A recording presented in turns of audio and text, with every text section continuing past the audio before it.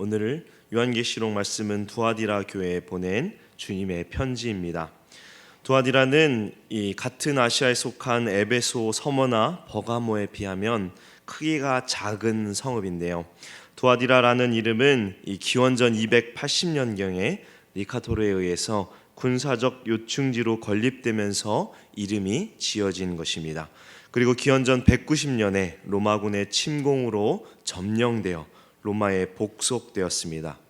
두아디라는 정치적으로나 종교적으로는 별 중요성을 누리지 못했지만 이 지리적으로 볼 때 아시아의 수도인 버가모로 향하는 길목에 있었고 또 여러 도시들로 갈 수 있는 길목의 위치에 있었기 때문에 여러 가지 상업이 활성화되었습니다. 또 두아디라는 땅이 비옥하여 목축업이 발달했고 빌립보에서 개종한 이 자주장사 루디아가 이곳 출신이었듯이 이 도시는 염색공업도 많이 번성하였습니다. 이 도시는 이방신을 섬긴 데에는 역시 예외가 아니어서 여러 신들을 섬겼는데 그중 태양신 아폴로를 가장 열심히 섬겼습니다. 이러한 배경을 가지고 두아디라 교회에 주신 주님의 말씀들을 살펴보겠습니다. 먼저 주님께서는 두아디라 교회에 나타내신 그 모습이 어떠한가 18절에 보면 그 눈이 불꽃 같고 그 발이 빛난 주석과 같은 하나님의 아들이 이르시되라고 주님께서는 자신을 소개하고 있습니다. 눈이 불꽃 같다라는 것은 예수님께서 사물의 본질과 또 인간의 마음까지도 모두 꿰뚫어 보는 그런 분이심을 나타냅니다. 예수님 앞에서 모든 인간은 아무것도 숨길 수 없으며 우리의 행동 이면에 있는 마음의 태도와 동기 그리고 감정 상태 등 모든 것을 주님께서는 다 알고 계신다는 것입니다. 불꽃 같은 눈을 가진 예수님 앞에 자신을 숨기거나 또 속일 수 있는 자는 아무도 없습니다. 그리고 이렇게 모든 것을 다 꿰뚫어 보시는 예수님께서는 그 발이 빛난 주석과 같다라고 말씀합니다. 이는 주님을 넘어뜨릴 수 있는 자가 아무도 없을 정도로 힘과 능력을 가지셨으며 어떠한 죄악의 세력이라도 부수어 가루로 만들어 버릴 수 있는 심판자의 권세와 능력을 가지신 분이다라는 것을 의미합니다. 부활하신 이 예수 그리스도께서는 이제 인간의 연약한 모습이 아닌 악의 모든 세력을 꺾고 분쇄할 수 있는 능력의 발을 가지고 계시다는 것입니다. 불꽃 같은 눈과 빛난 주석과 같은 발을 가지신 예수님께서는 두아디라 교회에 대하여 먼저 칭찬의 말씀을 하셨습니다. 19절에 내가 내 사업과 사랑과 믿음과 섬김과 인내를 아노니 내 나중 행위가 처음 것보다 많도다라고 두아디라 교회를 칭찬하셨습니다. 너의 사업이라고 하는 것에는 사랑과 믿음과 섬김과 인내가 포함되어 있는 행위를 뜻합니다. 아마도 두아디라 교회는 사랑, 믿음, 소망이 넘치는 교회였으며 이 세 가지들을 신실하게 지키는 선한 영향력을 드러내는 그런 교회였던 것 같습니다. 그리고 놀라운 것은 주님께서 이런 두아디라 교회가 처음 것보다 나중 행위가 더 많다고 칭찬하시는 것입니다. 이는 처음 사랑을 버림으로 책망을 받았던 에베소 교회와는 대조적으로 두아디라 교회는 갈수록 더 나아지는 교회라고 칭찬을 받은 것입니다. 그러나 이런 두아디라 교회에도 문제점이 있었습니다. 교회 내부에 치명적인 죄 세력이 역사하고 있었으며 많은 교회 성도들이 그와 같은 죄 세력에 미혹되어 굴복하고 있었던 것입니다. 20절에 주님께서는 두아디라 교회를 책망합니다. 20절에 그러나 내게 책망할 일이 있노라 자칭 선지자라 하는 여자 이세벨을 내가 용납함이니 그가 내 종들을 가르쳐 꿰어 행음하게 하고 우상의 제물을 먹게 하는도다. 두아디라 교회는 자칭 선지자라고 하는 이세벨을 용납하였다고 말하는데요. 교회 많은 성도들이 이 이세벨의 가르침과 행실을 따라가고 있었습니다. 우리가 이세벨 하면 북이스라엘의 왕이었던 아합 왕의 왕비가 떠올릴 것입니다. 그녀는 이 이스라엘의 우상, 이 바알을 끌어들여서 여호와의 유일 신앙을 무너뜨리고자 했던 악한 여자였습니다. 그리고 그녀는 이스라엘의 숱한 예언자들을 무참히 살해했고 대표적인 하나님의 선지자 또 엘리야를 핍박했던 여자였습니다. 이 여자의 이름을 딴 여선지자 이세벨이 지금 두아디라 교회에서도 성도들의 신앙을 무너뜨리고자 했다고 말씀하는 것입니다. 그녀는 성도들을 가르쳐 꿰어 행음하고 우상의 제물을 먹게 하였는데요. 아마도 그녀는 탁월한 가르침의 은사를 가지고 있어서 듣는 이로 하여금 능히 미혹해 할 만큼 능력을 가진 여자로 여겨집니다. 그렇다면 이 이세벨이라는 거짓 선지자는 성도들을 어떻게 미혹하였을까요? 학자들이 주장하는 바에 의하면 이렇습니다. 두아디라는 여러 가지 산업이 번창한 곳이라고 앞에서 말씀드렸는데요. 당시 두아디라에는 상공업과 각종 이런 거에 연관된 각종 조합의 결성들이 많이 있었습니다. 문제는 이 조합의 모임이 이교적인 희생제사와 관련되어 함께 모임이 이루어지곤 했다는 것입니다. 이들은 함께 모여 술을 마시고 또 우상에게 바친 고기를 먹고 신전에서 일하는 성창들과 음행을 하였습니다. 이렇게 하는 이유는 같은 업종에 종사하는 사람들끼리 친목을 도모하고 사업의 번영을 신에게 빈다는 나름대로의 명분이 있었던 것입니다. 그리고 그들은 우상에게 바쳐진 고기를 함께 먹으면서 친교를 나누었으며 대개는 성적으로 부도덕한 행위로 이 모임이 마무리되었던 것입니다.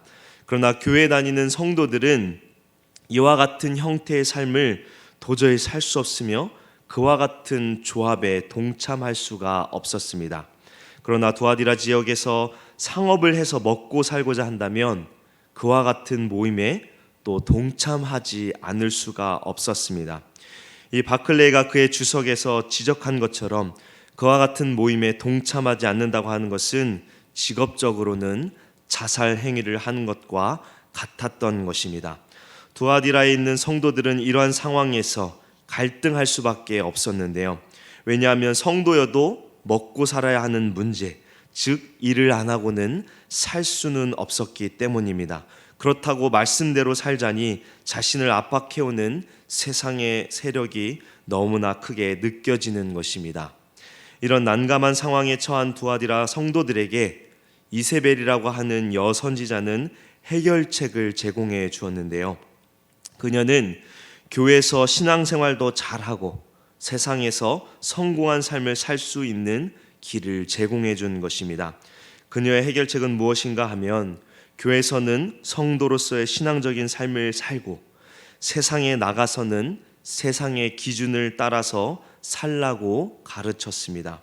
그녀는 하나님의 구원의 은혜가 크고 완전하기 때문에 육신으로 어떻게 살든지 아무런 문제가 없다고 가르치는 것입니다. 이와 같은 가르침은 교회와 세상을 일관되게 살지 않고 이중적인 기준을 가지고 살 수 있도록 한 것입니다.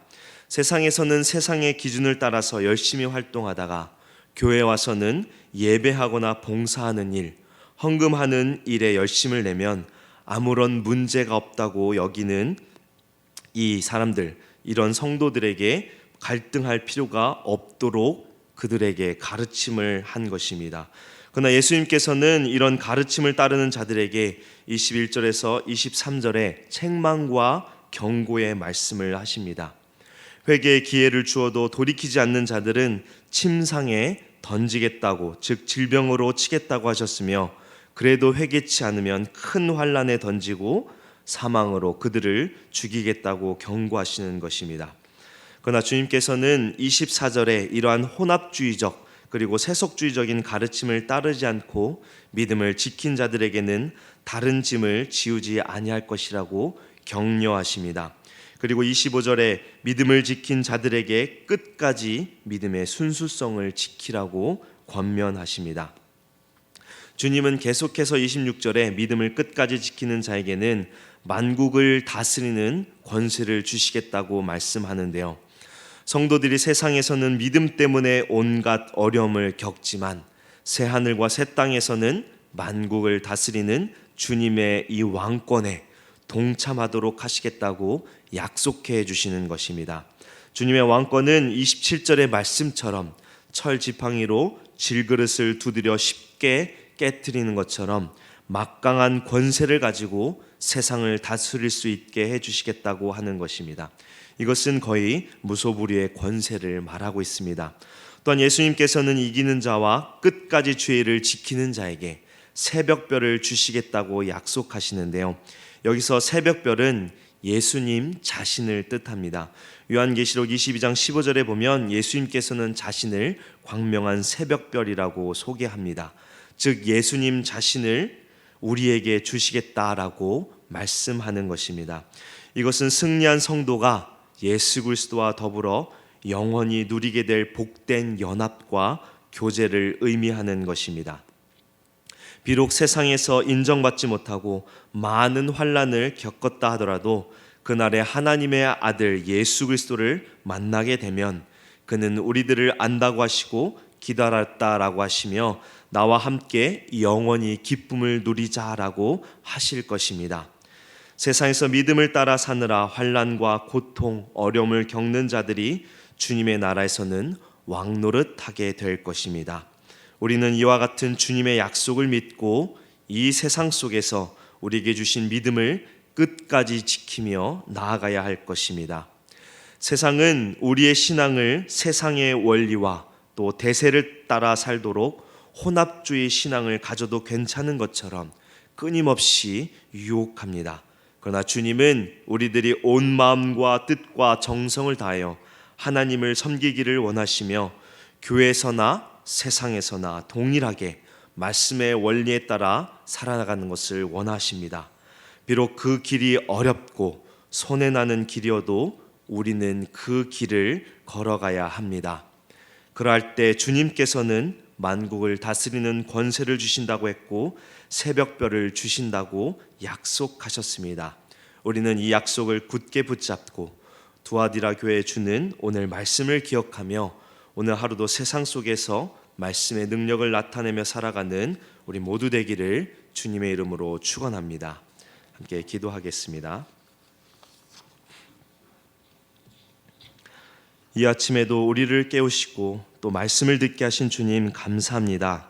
주님, 우리가 주님을 끝까지 섬기며 살기를 원하오니 우리에게 은혜를 더하여 주시옵소서. 세상에서나 교회에서 주님께서 주신 말씀을 붙잡고 말씀의 원리대로 살아가 빛과 소금으로 살아가는 우리 모두 되도록 주님 복내려 주옵소서. 이후에 우리가 기도의 제목들을 가지고 주님 앞에 기도합니다. 우리의 간구 가운데 은혜 내려주셔서 기도가 응답되어지며 우리의 기도를 통하여 하나님의 나라가 더욱 굳건히 세워지게 은혜 내려 주시옵소서. 우리를 죄에서 구원하신 예수 그리스도의 이름으로 기도합니다. 아멘. 지금은 우리 주 예수 그리스도의 은혜와 거룩하신 하나님의 사랑과 성령님의 위로교통 충만케 하심이 새벽에 나온 주의 성도들 위해 지금부터 영원까지 함께 하시기를 간절히 축원하옵나이다. 아멘.